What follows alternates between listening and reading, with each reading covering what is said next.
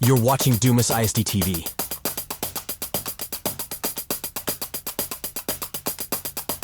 They're going to throw it down the middle. They have Johnny Marquez open. He's at the 40 of Canyon. He's at the 30. He's at the 20. Johnny Marquez will score. What an answer for the Dumas Demons. A one-play answer, no less. He's back to pass. He's looking downfield. Now he throws it down the middle. Dumas is there with an interception. And that's Johnny Marquez with the ball coming back toward the Dumas sideline. That may be, is it Johnny? Yes. All right, and he's at the 20, and he finally gets thrown out of bounds at the 18-yard line. Back to pass is Mills. He throws it across the middle. Has a receiver open. It's going to be caught. Back to pass is Mills. They throw it back to Escarcega. He on a screen play. I think he's in for the score. Yes. Touchdown, Dumas Demons. Back to pass. He's looking deep downfield. He's throwing it deep downfield. Has a receiver open. It's going to be caught into Canyon territory. Here comes a man in motion back to the left, but they're going to hand it to Eduardo. He has a big opening. He's in for the score. Touchdown, Dumas Demons, Eduardo Hernandez. He's back to pass. Here comes a blitz. He steps up into the pocket, and now he throws it down the middle looking for Emino Marquez. He has it! He has it on the 1-yard line. I think it's touchdown. Touchdown, Dumas Demons. Here comes the receiver back to the right. Colton takes it, rolls to the right, throws it. It's going to be Coley on the catch. Second down and 1. Back to pass is Colton. He throws it over to the Canyon sideline. It's caught, thrown out of bounds. Back to pass is Mills. He's going to throw it down the middle. Looking for Emino. He grabs it. What a catch. He's at the 40. He's at the 30. 20. Touchdown. Dumas Demons. 85-yard pass and catch. Here's the snap. Lopez is going to roll left. He's going to throw it down the middle, and it's going to be picked off. Emino Marquez. Back to pass is Mills. He's going to step up, throw it deep down the middle, looking for something, and it's caught! Touchdown, Dumas Demons. Mills is going to take it back to pass, look left, steps up into the pocket. He has a running room. He only has one man to beat, and he is going to be down, I believe, at the 1-yard line. To the right, he's back to pass, and they're going mano. Johnny Gutierrez, and I think he has it. Incredible. Touchdown, Johnny Gutierrez. What a catch. He was double teamed. Back to pass is Colton Mills. He escapes the rush. Now he throws it downfield. It's going to be caught, and that's going to be Coley, and he's in for the score. Touchdown, Dumas Demons. Saying there's 2 seconds on the clock. This will be the last play of the game. O-line got blocked out. 39-yard field goal. Here we go. Zamarippa ready to go. There's the snap. The kick's on the way, and the kick is... It's good! We did it! We beat him, baby! Yes, Let's go! Yes, Send them home! Let's go! That's just like what they won last year. That's exactly like it. Oh, yeah.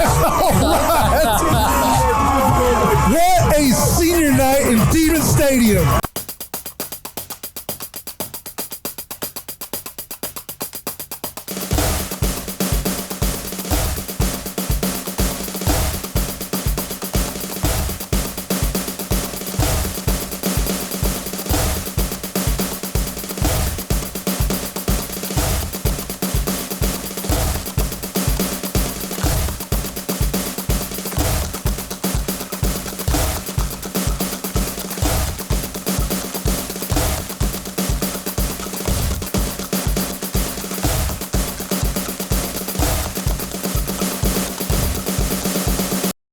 You're watching Dumas ISD TV. All right, welcome to Game 10, District Game 5 for the Dumas Demons. This is the Coaches Show with head coach Aaron Dunnam. Coach Dunnam, welcome to the broadcast. Thank you, Zane. Sure appreciate you having me. All right, Dumas Demons getting ready to take on the Pampa Harvesters this week on the road. Coach faced the West Plains Wolves last week. West Plains winning that game 42-14. Maybe the best team that we've seen this season. Even in saying that, Coach, it's a 21-14 game headed into the fourth quarter. It was. West Plains a really good football team, but I don't think the final score really tells the story of the game. It was a really, really good football game. As we flip and start the fourth quarter, we had just come off of scoring a touchdown and made it a 21-14 ball game. And had a little bit of a momentum at that time, and again, a one-score football game there in the fourth quarter of where we had some things happen to us, a 75-yard touchdown run that put them up. And then after that, just multiple turnovers that really put the game away and made it really, the score of 42-14, but does not really tell what the football game was and how the game was the entire game. Guys fought hard. And again, saying this again, West Plains they didn't turn the ball over. Mm-hmm. They were methodical in what they did. But even past all of that, even with the turnover, the Demons were right in the game, like we said at the beginning of the fourth quarter, and it shows the resolve of this team. And man, again, a microcosm of what the season's been. It is facing adversity, and even in the face of adversity, still finding a way. It does. This team does. I mean, we've got a lot of fighters and kids that are that show up every single day and try to do right and try to fix the problems that we have. And that was, I think the West Plains game is just, defensively, we could not get off the field on third down multiple times. Sure. Even in the very first drive, they drive and they go down and score, but probably 3 or 4 series there, or 3 or 4 plays there in that first drive was we got them to third and fourth down. Even fourth and 6, one of the plays there, and so that was our problem. It's just we could not get off the field on third and fourth down. If we would have, I think it's different than 21-14 at that time. So sure. A couple guys on offense that had really good games: Reese Waddell, Johnny Marquez. Reese with 4 catches, 66 yards, and a touchdown. Johnny Marquez, coach feels like he is getting back into the groove, getting more comfortable, especially, really both sides of the ball, offensively and defensively. Really this being maybe his third full game that he's played in. He had 6 catches for 54 yards and a touchdown as well. He is, he's a very explosive player. And finally, for the first time, we show up on Saturday after the game for the first time all year. He's starting to feel good. His foot's not hurting. It's not bothering him. And this is what we've been waiting on. I think if we'll just continue to maybe earn us another week here, each and every week, that I think we can eventually get this thing turned around and play really good football. Well, and we talked about his explosiveness. He also led the team in tackles with 10. He had a sack. I think he also had another tackle for loss. James Coley, also Xavier Quiroga, Shooter Kuhn were also key defensively. We did. Some guys flying around played extremely hard. And that's if you were at the game or if you've seen any part of it. We were playing really well, I thought. Back and forth football game, 21-14 there in the fourth quarter, and just they were throwing some blows and we would throw blows right back with them. Until late there in the or really early in the fourth quarter, they have the big long run, and then just we after that we played some sloppy football, turned the football over, but again that we were pressing, and anytime that you start pressing, trying to get yourself back into the game, those are some things that are going to happen, and unfortunate, but here we are now, and just looking forward after this. There again, I feel like a team, and these are teams that we're facing every week. But for the second straight week, I feel like you're facing a quarterback again who you can put under pressure. You can get in situations where you think, okay, we're gonna get him to make a mistake, and they just don't. Caleb Ramirez and this past week with Reed Macon remind me a lot of Colton. And Colton's a little bit younger than these guys, but it also kind of gives you a little bit of a glimpse, man, as Colton continues to mature. He's also being talked about already, but he's going to be one of these guys that is just hard to stop even when under pressure, just poised. He is. And you look at Reed. Reed is the quarterback that started this program. Yes. He was at West Plains his freshman year, of which he started and played every game that year, and he's been the starter ever since. Now a junior, I think, has started in like 35 football games. Wow. And so yes, he's a talented kid that is really that's really starting to see the field really well and leads his team and knows his offense. You could tell that he did it on Friday night, but our quarterback's no different. I think we continue to see Colton grow each and every week. Yep. Really gaining confidence. And I just, also, I think it's very people should understand as well. I mean, he's 211 yards away from being the single season all-time passer, in Dumas history. And so, just as a sophomore. And so we're excited about what he's doing, and I think the future is extremely bright for this young man. Man, I agree. Dumas can travel tonight, Coach, as we look at tonight's game.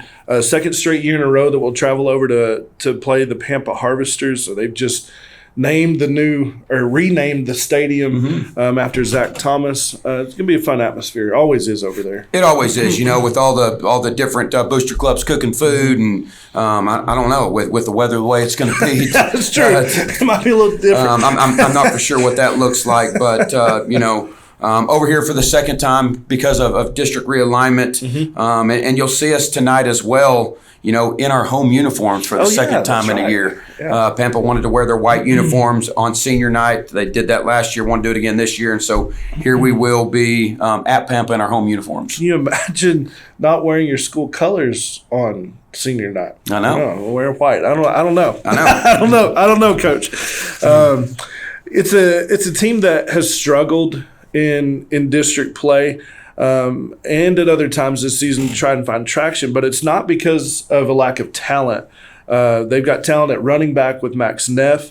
They've got talent at quarterback with Jaron Hill, and talent at wide receiver with Bryce Lynn, who I think is signed to play at some D2 college, I think. Good football player. I mean, Max started with them when he was a freshman. I think he was actually like newcomer of the year or his freshman year. Rushed for over 1,000 yards or over 2,000 yards that freshman year. Last year went through a lot of injuries. Here he is again this year. Really, really talented football player. And again, I think he's the one that drives the show there in Pampa. And so it's about what he does. But Bryce Lynn also you talked about, really good receiver and has been. He's been a guy that's leading them. They have another receiver, number 8, that's a really talented football player as well. But we know that we're going to get Pampa's very best. Oh yeah. They're also under first-year head coach, former player Floyd White, who's I think a guy that you know. It is, yes. I know Floyd and Jared, his younger brother. We lived in Pampa. I was there until my 4th grade year. My brother was actually a freshman before we moved to Wheeler, and so yes, I mean my brothers coached at Pampa. My dad coached at Pampa, and so very, very familiar with Pampa and Coach White. I think they did an outstanding job of that hire and bringing him back in. It's just going to take him a little bit to get his his philosophy and his way in. But again, they've got every bit of our respect, and I know, the job that Floyd's doing and the type of character that he has. They're a team that, at least early in some of the ball games, have given teams trouble. I think they had a 14-0 lead against Hereford. They were tied with them at halftime. They hung around with Canyon for a while. Now the West Plains and Randall games were different from those. They struggled offensively in both of those games. But like you said, it's a team that is going into senior night still with something to play for. Sure. And again, they're not just nobody's gonna roll over in any of these district games that we play. No way. And you're exactly right on what you said. I mean, there's all of these games as we watch them in film, where they're in them. You talk about the Canyon game, talk about the Hereford tied 14-14, talk about the Canyon game. I think unfortunately they called a fake punt there deep in their territory. But besides that, I think they would have been tied in that ball game as well. Yeah. Which we've been on the field with both of those teams, and so no, I mean. I think that's what you've seen. I think it's very important that we understand that and know that they're going to come out throwing punches. Sure. We got to be ready for that. Defensive side of the ball as you face Pampa, what do you think is going to be key for the Demons? They face the Pampa offense. I think Neff, is their guy. I mean, they definitely. I think their offense is run around him. He still has a great ability to hit the holes really fast. He's got good speed, got good balance, and so I think that's the key for us defensively. I think we've got to be great tacklers on him, make sure that we're gap sound and that we gang tackle and we just eliminate the big plays through him, and then. I think trying to make them one-dimensional. I think shutting down their run game and forcing them to throw the football. And then when we do that, we've got to be ready in the secondary for that to be able to defend them. We've gone over and played at Pampa in big atmospheres. There was a few years ago, I think, when maybe both of us coming in were undefeated, or maybe one of us had one loss. I can't remember. And it was like that maybe a couple of years in a row going over there. And so it's no we're no stranger to playing in big games on the road, even big games on the road there at Pampa. No, I remember that. I think it was under Pointer, and they were they were super talented. Had a bunch of receivers and really a different style of offense, really chunking it down the field and doing those type of things. But it was a huge challenge for us. I think we were actually underdogs and picked to get beat in that game. And so no, it was we've been very we're well aware of what's in front of us and well aware of the football team and the fight that these guys are going to have, because they are still not eliminated from the playoffs. I mean, there's still hope in their football team, and so we got to be prepared to get a team that's going to be swinging punches and doing everything that they can to win the football game. Offensive side of the ball for Dumas, what do you think is going to be key for the Demons to move the ball and then score against this Harvester defense? I think we've got to establish the run game. That was something that we struggled with last week. And there's a lot of reasons of why we do that. Last week against West Plains too, we started chasing points. And anytime that you chase points, just sticking to the run game might not be the most might not be the smartest thing to do when you're trying to chase points and get back in the ball game. And our kids were doing, our offensive line was doing an outstanding job of pass pro, and Colton has had an extremely good year at quarterback, and our receivers are doing a great job. So that's where we went. But I do think especially when you're looking at possibly what this weather might be and the game and how that can definitely change things. I do think that we're going to have to run the football. We're going to have to protect the football. We've turned the football over at West Plains 4 times. I think the previous games before that, it's been 2 almost every game. So we're going to have to make sure that we protect the football and be able to establish the run game. I'm looking for an exciting one over there, Coach. We're going to talk about the weather in just a little bit and kind of what that might play into it. But the reality in that is both teams are playing in it, so without a doubt, it's not just going to affect one side of the football. It's going to affect both teams. So sure, and never. I mean, we're never. We get all kinds of weather here in Dumas, Texas, and so this isn't anything different for us. And something that our kids are. We have tough kids, and it's again. That's been a challenge, and we've talked about it all week. Anytime that you get weather, weather can make a coward of the best people. And so you just got to make sure that you mind over matter and you set your mind and be able to handle it. And I think our kids will be just fine. Who wants to get hit when it gets cold, right? That's it. There we go. Hey, well, we're going to go ahead and take a quick break. When we come back, second half of the Coaches Show with head coach Aaron Dunnam.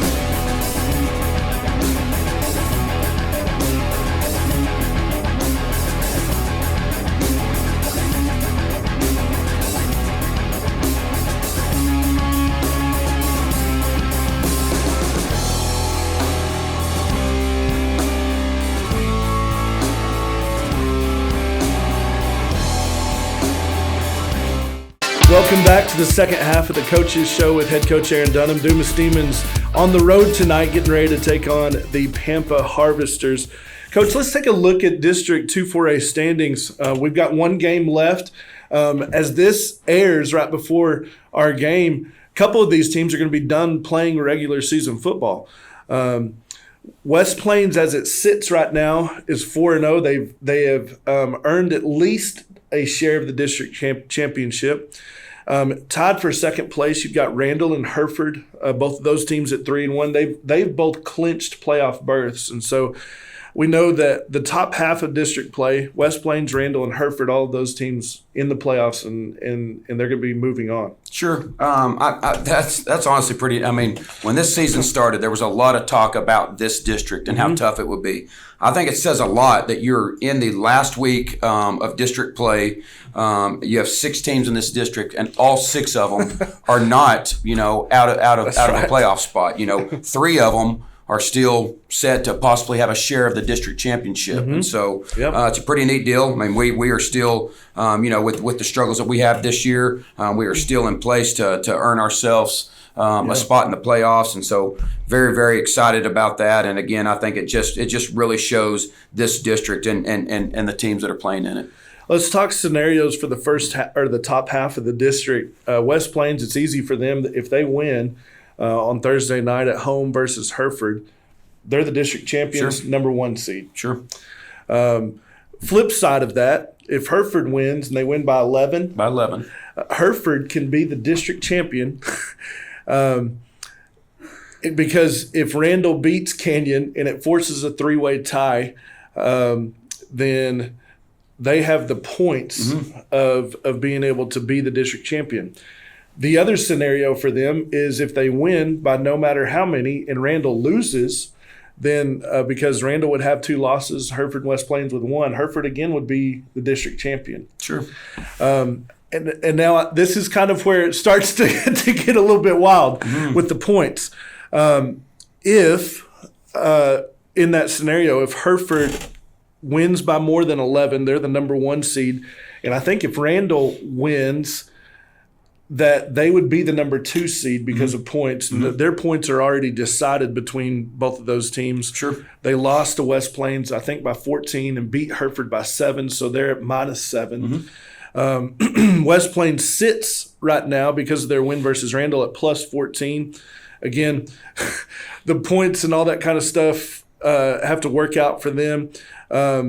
Where they could, I think maybe actually the worst they could flip down is 2. I think that's right. I think so. Most likely seed for Randall, if everything kind of goes, like if Hereford wins, the most likely seed for Randall is 3. If Hereford loses, most likely seed for them is 2. And it's, you look at that and you're thinking, what's it really matter? I mean, it does matter because now with Stephenville being in Region 1, they're right now the number 1 team in the state in 4A. And what it does is whoever is third will meet them right in the second round. Yeah. So that's the spot that everybody's trying to avoid. And if you might say, well, these teams have clinched. They're who cares if you're 1, 2, or 3 seed?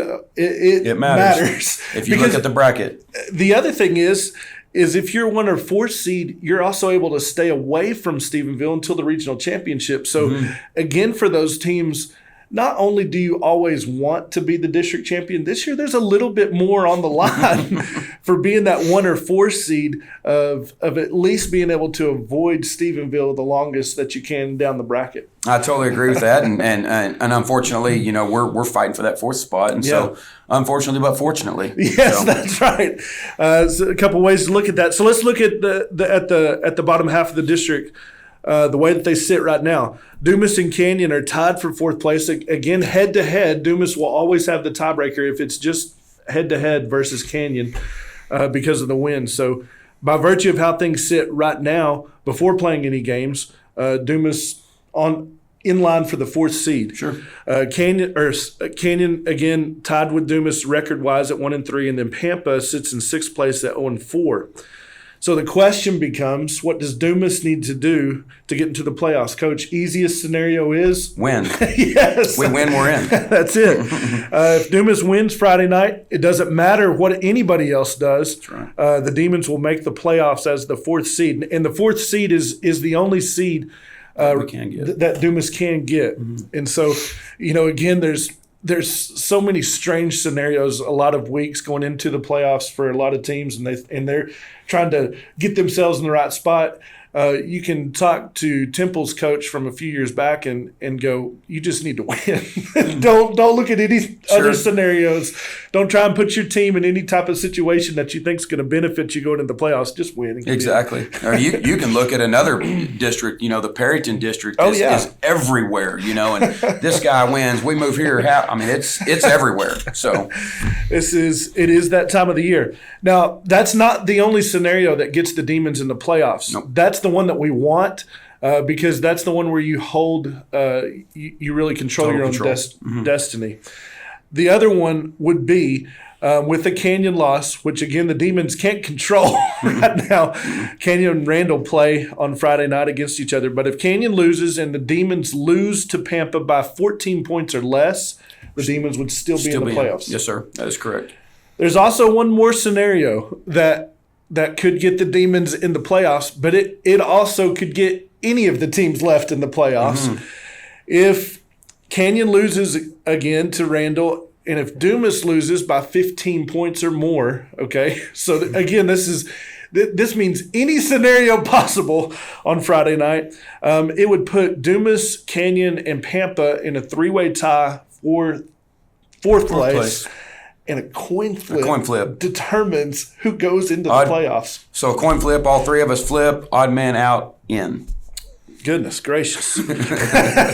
Now, there has been one scenario that is similar to that last scenario that Dumas was in, I want to say in 1968 with Perryton, I think with Perryton and Pampa. Wow. And those three coaches, I think, met in Stinnett at a gas station, like midnight on the Friday night after all those games, flipped coins, and I think Perryton won the odd man in coin flip. That's pretty crazy. And that was when one team made the playoffs. Sure. So wild stuff. I'd rather not be there. We are in control to not get us there of those other two scenarios. No kidding. So if Dumas clinches, coach, most likely opponent in round one? El Paso Austin, of which they've already clinched theirs. They are the number 1 seed. They are the district champion out of that El Paso district, a team that we are familiar with. We've played them the last 2 years. We met them at Ratliff Stadium there in Odessa, just as a regular season game the last 2 years, and so that is set. I mean, that would be who we finish 4th. We go win. We finish 4th. We will play El Paso Austin in the first round. Okay, and of course, as you know, after Friday night, if you're watching the broadcast, we'll give you all the information that you need leading up and into that game to get you ready to get us ready for the playoffs. So continue to watch, continue to listen, and we can give you all of that information once it becomes available and once it becomes like in stone. Yes, sir. Coach, let's talk about this team for a little bit as you're going into the final regular season game. What has this team learned about themselves this season? I could go on and on about this. I mean, we've learned a lot, and honestly, I think you learn a lot more through adversity, and maybe tough seasons than you do if everything had gone your way. When everything's going your way, I mean, you're blind to adversity, or you're blind to the struggles that might take place. And so we've had a lot of struggles. And so one thing our team has learned, they've learned how to deal with adversity. They've learned how to persevere. We've learned this year how the next man up mentality. We've really, really learned that our kids, that you're only one play away from being the man. And so what it forces kids to do is to really, really, no matter if I'm the backup, I am preparing and planning every single day like I'm the starter. Yeah. It's done that. I think this season's also taught us, this is something that's been talked about that football is a game of inches. Wow. I mean, I think we understand that very much so. Here we are with 6 losses. Besides that, you take the West Plains game out of it. Besides that, I mean, every one of the other 5 losses, were one play, Sure. really honestly, Yeah. one play away. Yeah. And so it's a game of inches. It's a game of, a game of execution. We've learned that, and we've learned, but again, even with that, even through adversity, we've learned that no matter that nothing's guaranteed.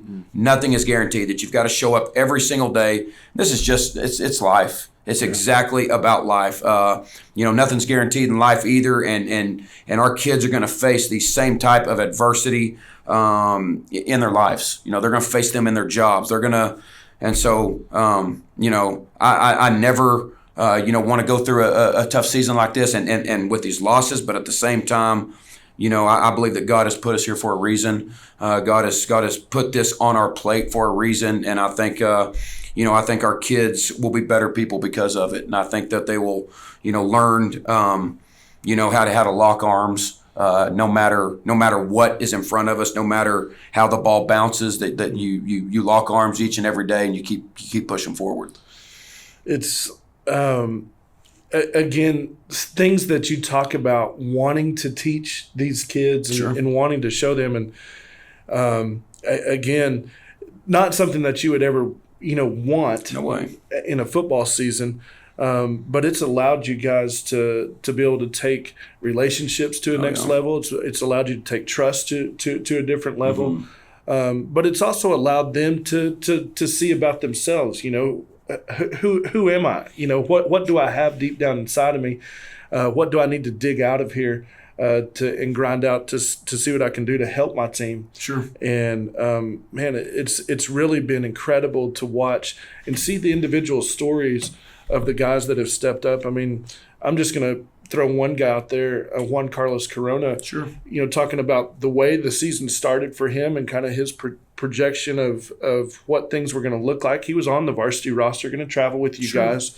But his role at that point was to be a running back for the JV football team, Sure. linebacker maybe. Yeah. And again, because of some unfortunate things that happened at the first of the season, he was kind of like thrust into action, Sure. like, okay, we need you. And man, he filled a role for a time on the team that we needed him to because there was nobody else. He did, and that's an amazing story, and his story is still awesome even now because you talk about him. He was a JV football player, and due to injuries, all of a sudden he's thrusted onto varsity in a starting role and is helping us win football games.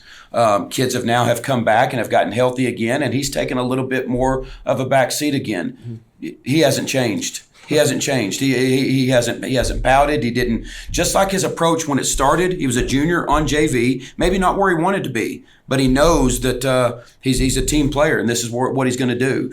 Here he is, thrusted into being the starter. Now he's taking a backup role again. Nothing has changed with this young man. He still shows up every single day with a great attitude. And how can I help, Coach? Not feeling sorry for himself, not pouting because he's not getting the reps that he needs. Just a really, really big-time team player. Is he deep snapping? He is. He is. I mean, it's like, it's amazing to me to see these kids and the resilience that they have, and even just being ready to, when they're called on. There's only one way that he can be successful, though, with that. I've also been on a team and seen where kids weren't ready, where they maybe did pout when they weren't in or weren't getting exactly what they thought they should get, and really let that affect their mind and their approach to the daily daily work. Not him, okay, so now he is our starting snapper and gets in there and puts them on the money. Everything's right. And the only reason he's able to do that is because of his mindset and his approach to the game. He's always, I'm here ready to go, Coach, never pouting, ready to go. And that's why he can come in and execute the way that he does. I love it. And Yes, sir. These are high school kids. Yes, sir. They're not getting paid to play. They're not. And thank God that they're not. Coming and doing work, and that's just one guy Sure. that we're mentioning, Coach. We could probably sit here and talk all day about different guys on this team that have stepped up, that have been put into roles or have waited and waited and waited and now taken advantage of opportunities. I mean, another one that just comes to mind real quickly is Shooter Coon. Sure. We could go on and on. I mean, I think that this team is full of those stories. Yes. I've been the head coach here for 7 years. We've went 13-1, and here we are now 3-6. I don't think there's been a team of players or coaches that has worked any harder than this year's team. I mean, we didn't work any harder when we were 13-1. Playing in the fourth round of the playoffs. Then here we are at 3-6, fighting for the fourth round spot. It's just been a story of opportunities. A story of execution, a story of perseverance. And so, I want to make sure that they're. I mean, I honestly believe maybe this year's team has worked harder than any other team. I know coaching wise and player wise, just due to the fact that we've been fighting an uphill battle all year long. But that has not changed our approach. Yeah. Another guy that pops in my head, coach, is Cody Austin. Sure. I mean, just different kids that started the season were in completely different roles, and then were given an opportunity, and man, have just really taken it and done what they've been asked. Without a doubt. And whether it's been shuffled around or moved, and we need you here, we need you here, we need you here. And all those kids that we've named, are not seniors, and so they're going to be guys that are going to be able to come next year, and really come with a lot of experience that they've gotten throughout our adverse season, and be able to really help us in the future. It is amazing. Yes, sir.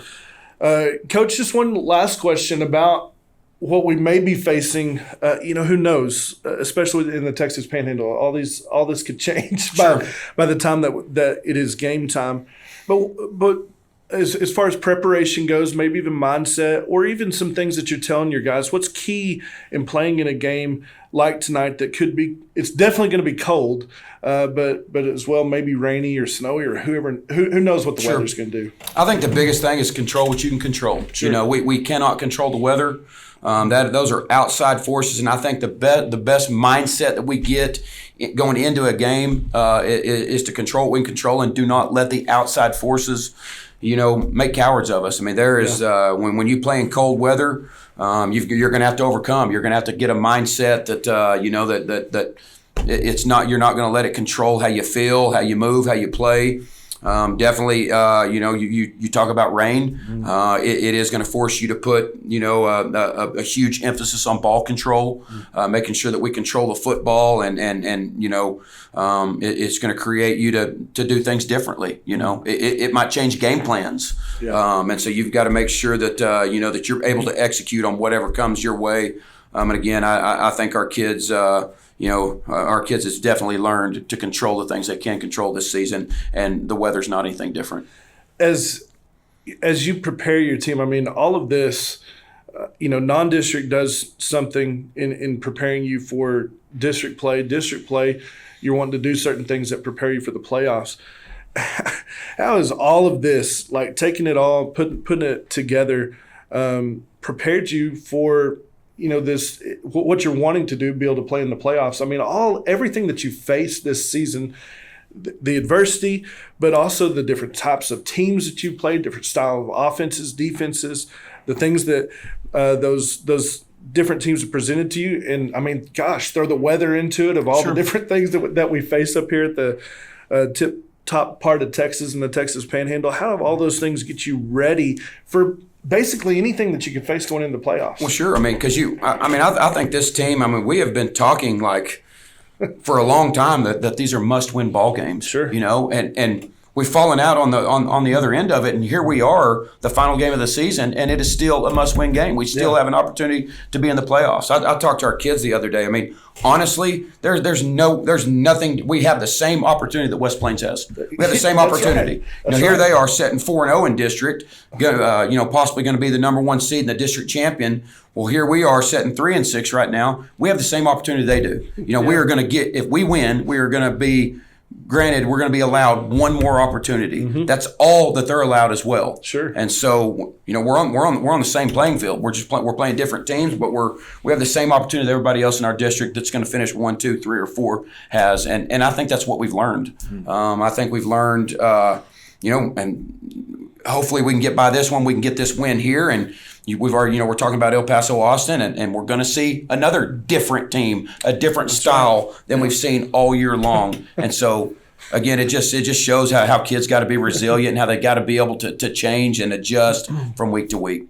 Well, as we get closer to Christmas, Coach, it is the most wonderful time of the year. It is, without a doubt. It's a lot of fun. And again, it's week to week from here on out, Coach. And so I'm excited to see what the Demons can do. I am too. Yes, sir. Let's talk about some of the other games going on. Not many of these that we're going to touch on, but I think a few of them of teams that we've seen and teams that kind of matter to us a little bit. Lubbock, Monterey going to travel and play at Cap Rock. I don't think, I think Lubbock, Monterey's already in. I actually think Lubbock, Monterey, Amarillo High, and who's the other one in that? Maybe one of the Abilene schools. Abilene High. Yeah. Abilene High. I think all three of those are still playing for who's going to be the district champ. Mm-hmm. I think it's all going to go down to points. And so I don't think there's anything big in this game. Lubbock Monterey has really come along, playing good football, went down there and beat Abilene High. I do think they did that without Abilene High's stud quarterback who really makes them go. But going to be a good game. And Cap Rock, just been fighting and struggling, but fighting their tail off all season long. To me, it's still, when you look at a team like Lubbock Monterey and you look at what Dumas did to them, I know it was scrimmage. I know it was like 3 months ago or however long it was, but it shows you that if things begin to click for our team, I mean, you look at the way what Lubbock Monterey's done, especially up to this point of the season, and they've been much more healthy than what we've been, much more fortunate in that area.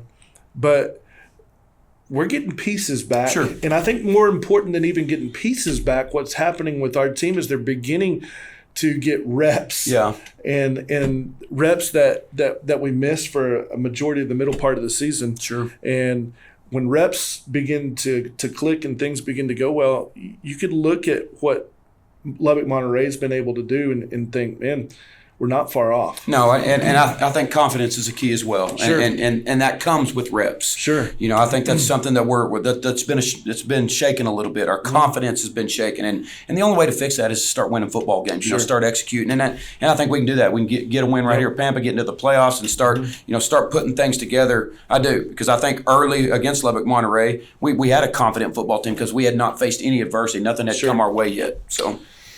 Massive game, Dick Bivens Stadium on Friday night. Hell Week, I think maybe is what they call it. Sure. And I'm sure the coaches probably think the same thing. Get this one over with. Tascosa and Amarillo High facing each other at Dick Bivens Stadium. It's a big game. Doesn't have near as much on it as it normally would. It's the last game of the season. I don't think that their positions can change, but still 3 or 4, no matter way that they look at it. I think Amarillo High, because of points, Amarillo High wins. I mean, they still might have a share of the district championship, but they're still not going to finish any better than third place because of points. And so I think both of them are traveling. Already going to travel the first round playoff game. 2 are going to travel out to El Paso. Okay. So I think if somebody was fighting for maybe even second or first and a possibility to win a home playoff game, I think this one's just a rivalry football game that's going to be played against 2 football teams, but again, not near as much riding on it as usually would be. A little bit different for this next game because I think there's a ton riding on this next game. A lot of different scenarios and possibilities, and I haven't really looked at what it means for either team, but I know a win is a big-time importance for either one of these. Borger going to travel up to Perryton. It's the Battle of the Red. Who's going to win the Battle of the Red here? I think it's going to be a really good football game. Again, I did read a little bit about what was going on in the playoff. It's everywhere. I mean, they can lose and still somebody else win and still get in. They can win and be in. They can win and not even. And so obviously Estacada is set up at number 1, and the rest of these all I think have one district win and just. It's everywhere of who's going to get in. But again, tough place to play up at Perryton. Yeah. I know that Coach Hernandez is fighting for a lot. I think getting his team into the playoffs in his first year will be a huge accomplishment. And so massive. I know he's excited for the opportunity. Yeah, we'll be we'll have an eye on that one. Definitely cheering for Coach Hernandez to get the job done. The game on Thursday night in our district. Again, a lot of implications on it. It's not to make the playoffs, but it's going to decide some things, and it could be an important seed for either one of these two teams. Hereford going to play at West Plains. It is. It's going to be a really big ball game. Again, neither one of these really affects us much, but it does affect them. I mean, both of those teams are still fighting for a district championship. Both of them are still fighting for first, second seed. And so or could fall all the way to the third seed. So yes. I think this is a huge football game. Two really good football teams. Again, two quarterbacks that are playing really, really good and great leaders of their football team. And so I'm not going to pick this one, but again, think it's going to be a really good football game. That is a wise decision right there. These next two teams. Again, I'm definitely going to have an eye on this one on Friday night because the outcome matters for us. It does. Randall and Canyon going to be playing each other. The battle for the goat? I think it is. What it is? I think it is. I can't remember. The other one's a hat. This one's a goat. Yeah, okay. Randall and Canyon playing each other. Final game. It's been a massive rivalry game between these two teams. Again, matters to both teams. Sure. Randall does not want to be in that third playoff spot. Canyon wants to make the playoffs, and so both of these teams really want to win this game bad. There is a lot riding on this game, and again, this one does affect us, and so it only affects us. It really doesn't. It doesn't affect us if we go win a football game, right. But it does any other way. And so, again, this is a rivalry game. I think both the teams want to win this game, and so it's going to be a really good football game as well. Well, it is the final game of the regular season, final night of the regular season. Hopefully, that we're able to get the game in, depending on the weather and all that kind of stuff that goes along. Playing at this time of the year and fighting all the elements that we have no control over. No, but we've got to play it. So we do have to play it. One day or another, whatever that looks like. So stay tuned for the big game. Again, Dumas Demons on the road tonight at Zach Thomas Stadium, Harvester Field at Pampa, as the Dumas Demons take on the Pampa Harvesters, looking for a win and in to get the Demons in the playoffs. The game will kick off right after this.